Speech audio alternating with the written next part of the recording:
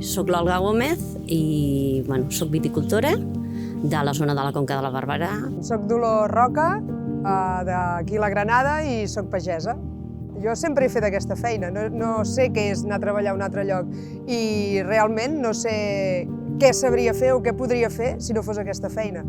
És una feina bonica, tot i que intensa i dura.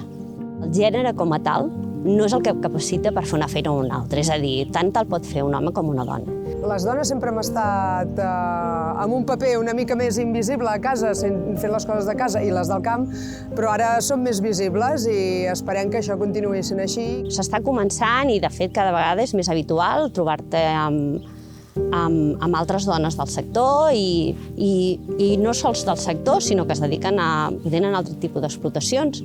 I jo crec que el fet que una dona vagi al camp ajuda a dignificar el sector.